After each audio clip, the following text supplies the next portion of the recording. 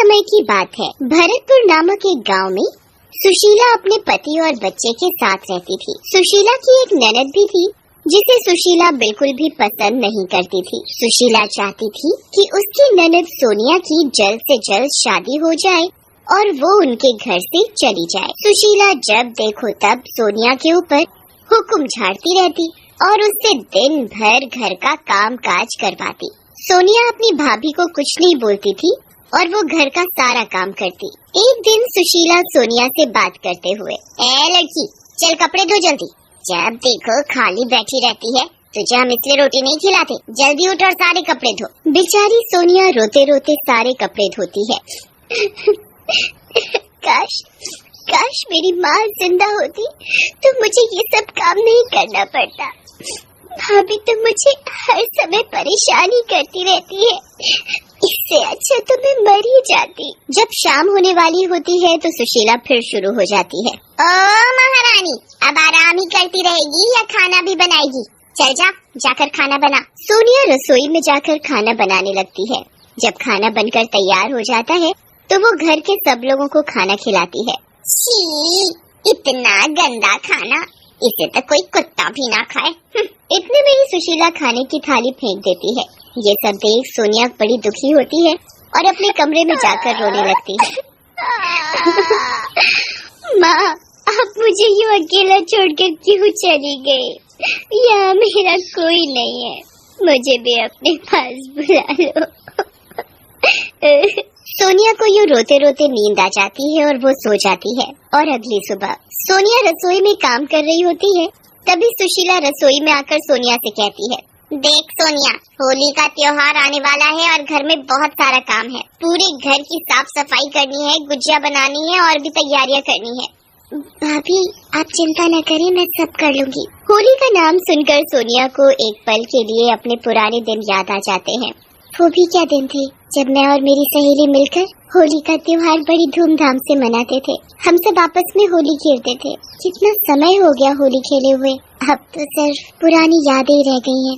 जब माँ जिंदा थी तब मैं अपनी सहेलियों के साथ खूब होली खेला करती थी। कितना शौक था मुझे होली खेलने का, लेकिन जब से भाभी शादी करके आई तो मैं कभी होली खेल ही नहीं पाई। बस सारा दिन होली पर काम ही करती रह जाती हूँ। तभी बच्चे सुशीला के पास शोर मचाते हुए आते हैं। कल होली है माँ, हमें होली के लिए रंग और पिचकारी चाहिए। ठीक है, मैं तुम्हें शाम को बाजार से होली का सामान दिला लाऊंगी। सोनिया भी बच्चों की बात सुनकर हिम्मत जुटाकर सुशीला से कहती है, भाभी, आप बच्चों के लिए रंग और पिचकारी लेने जाओगे तो मेरे लिए भी ला देना। तेरी उम्र है होली खेलने की, जा, घर में कितना काम पड़ा है, जाकर काम कर। सोनिया कुछ नहीं कहती है और चुपचाप अपने काम में लग जाती है और काम करते हुए वो रोती जा रही थी। कुछ देर में शाम होने वाली थी। सुशीला अपने कमरे में बैठी आराम से टीवी देख रही थी तो वो सोनिया को आवाज लगाती है, सोनिया, ओ सोनिया, कहाँ मर गई? एक बार में तो उसे कभी सुनाई नहीं देता। हाँ भाभी, कहाँ थी? कितनी देर से तुझे आवाज लगा रही थी, पता नहीं कब तू मेरा पीछा छोड़ेगी। भाभी, आप ऐसा क्यों कह रहे हो? जबान लड़ाती है मुझसे। नहीं भाभी, ऐसा नहीं है, मैं तो बस क्या पागल समझा मुझे? देख, परसों होली है और घर का जितना भी काम है सब खत्म हो जाना चाहिए। मुझे कुछ बहाना नहीं चाहिए, होली की और तैयारी भी करनी है। भाभी, सब हो जाएगा। भाभी, मुझे भी होली खेलनी है, इस बार मुझे भी होली खेलने दो ना। बहुत समय से मैंने होली नहीं खेली है। क्या करेगी तू होली खेलकर? अब तू बड़ी हो गई है, यूँ तेरा होली खेलना अच्छा है क्या? नहीं खेलनी होली। सोनिया मन ही मन बड़ी दुखी होती है और सोचती है, भाभी तो मुझे होली खेलने नहीं देगी। सभी लोग होली खेलते हैं पर मैं क्यों नहीं खेल सकती? काश माँ जिंदा होती तो वो मुझे कभी मना नहीं करती। तभी सुशीला सोनिया से कहती है, मैं बाजार जा रही हूँ, तू घर का ध्यान रखना, कहीं इधर उधर मत चली जाना। सुशीला बाजार से होली का सामान लेने चली जाती है और सोनिया फिर अपने काम में लग जाती है। काम करते करते उसकी आंख लग जाती है और वो सो जाती है। तभी सुशीला भी बाजार से होली का सामान लेकर आ जाती है। उसे सोता देख सुशीला का पारा 7वें आसमान पर चढ़ जाता है। ओ महारानी, तू काम कर रही थी या सो रही थी? वो भाभी, पता ही नहीं चला कब आंख लग गई और मुझे नींद आ गई। सुशीला सोनिया को खूब खरी खोटी सुनाती है और अपने कमरे में चली जाती है। सोनिया अपनी भाभी के ताने सुन सुन कर तंग आ गई थी। रात भी बहुत हो चुकी थी। जब घर के सभी लोग सोए हुए थे तो सोनिया घर से निकल जाती है। ये रोज रोज के ताने सुन सुन कर मैं थक गई हूँ। इससे अच्छा तो ये है कि मैं मर ही जाऊँ। सोनिया रोते रोते एक नदी के पास जाती है और उसमें कूद जाती है। जिस नदी में सोनिया कूदती है उसी नदी में एक चुड़ैल होती है और वो सोनिया को बचा लेती है और उससे पूछती है, तुम नदी में क्यों कूदी? तुम तो चुड़ैल हो। डरो नहीं, मैं तुम्हें कुछ नहीं करूँगी। पर तुम तो चुड़ैल हो और तुम हो कौन? मेरा नाम रागिनी है। सब चुड़ैल एक जैसी नहीं होती। मुझे बताओ क्या बात है जो तुम अपनी जान देने चली थी? जब से मेरी भाभी आई है उसने मुझे कभी होली नहीं खेलने दी और वो मुझे बहुत परेशान करती है। फिर सोनिया चुड़ैल को सारी बात बताती है। होली होली तो मुझे भी बहुत पसंद है, पर जब से मैं चुड़ैल बनी हूँ ना, मैंने भी होली नहीं खेली। पर तुम चिंता मत करो, इस बार तुम होली जरूर खेलोगी। पर कैसे? वो तुम मुझ पर छोड़ दो। क्या तुम मुझे भी अपने साथ होली खिलाओगी? हाँ जरूर, और हम दोनों मिलकर होली खेलेंगे। पर तुम तो चुड़ैल हो। मैं अपना कोई भी रूप बदल सकती हूँ और किसी को पता भी नहीं चलेगा, और मैं तुम्हारे साथ तुम्हारे घर में ही रहूंगी। चलो अब तुम्हारे घर चलते हैं। सोनिया और चुड़ैल घर चले जाते हैं और घर जाकर दोनों चुपचाप सो जाते हैं। और अगली सुबह होली का दिन भी आ जाता है। सभी लोग अपने घरों में होली का जश्न बड़े धूमधाम से मना रहे थे। कोई पकवान बना रहा था तो कोई एक दूसरे को गुलाल लगा रहा था।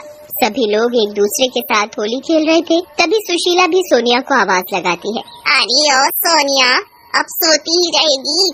आज होली का त्योहार है और कितना काम पड़ा है।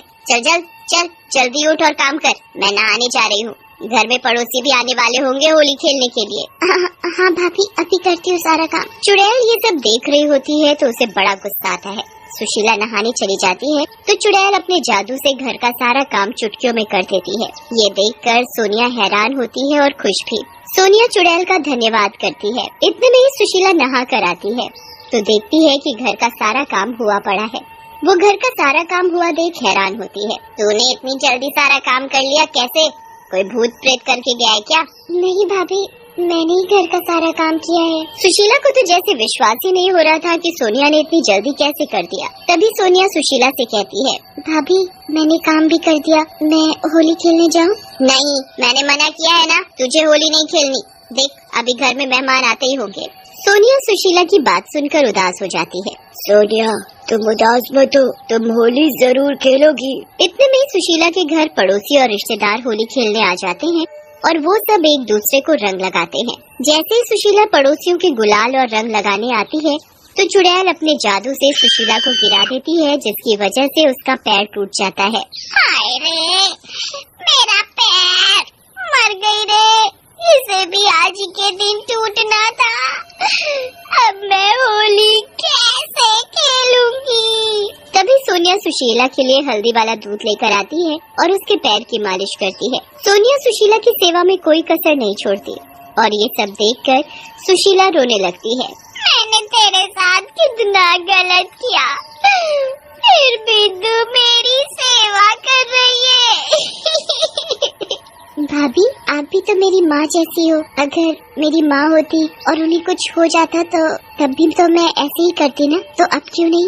तभी सुशीला का पति और उसके घर आए सभी पड़ोसी और रिश्तेदार सुशीला से कहते हैं, देखा सुशीला, तुमने तो कभी सोनिया की कदर ही नहीं की और इसने तुम्हें हमेशा अपनी माँ जैसा समझा।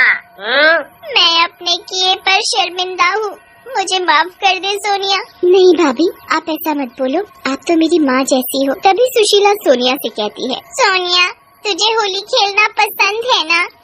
जाकर खेल ले होली। नहीं भाभी मुझे नहीं खेलनी होली, वैसे भी आपकी तबीयत ठीक नहीं है। मैं कह रही हूँ ना, जा खेल ले होली। सोनिया खुश हो जाती है और वो अपनी भाभी से कहती है कि मेरे साथ और कोई भी है, वो भी मेरे साथ होली खेलेगी। तभी चुड़ैल सबके सामने आती है तो सभी लोग चुड़ैल को देखकर डर जाते हैं।